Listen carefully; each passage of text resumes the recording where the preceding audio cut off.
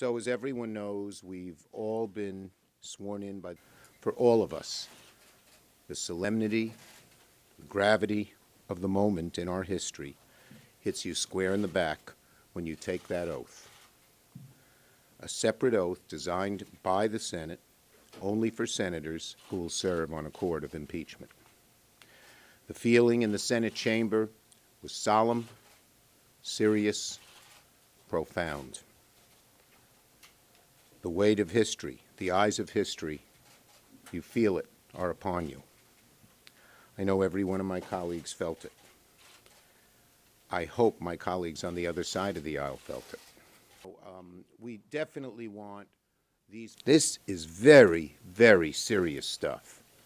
This is not trivial, because it's hard to imagine a greater subversion of our democracy than for powers outside our borders to determine the elections within our borders. And for a country to attempt such a thing on its own, as Russia has done, is bad enough. For an American president to deliberately solicit such a thing, to blackmail a foreign country with military assistance to help them win an election, is unimaginably worse. I am actually filled with anger when you read the attempt to subvert our democracy. So these charges are serious, very. And it's on those charges which the Senate has to render a verdict.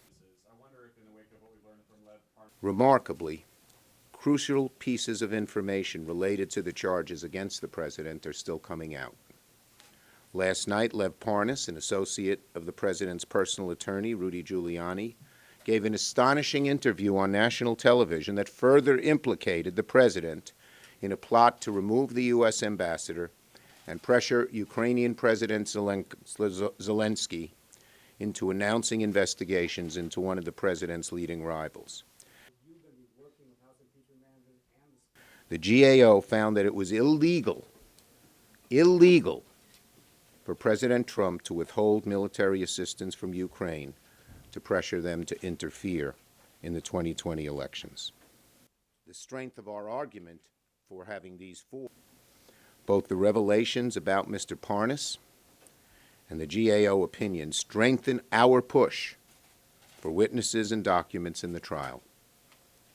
The GAO opinion especially makes clear that the documents we requested in our letter to Leader McConnell are even more needed now than when we requested it last month, because President Trump, simply put, broke the law.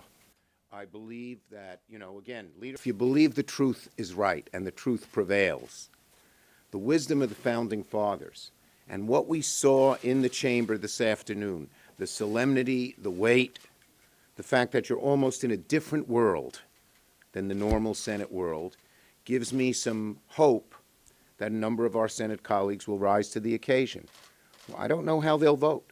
We don't even know what the evidence will be. It could be exculpatory, it could be further incriminating. We don't know, but we want the truth.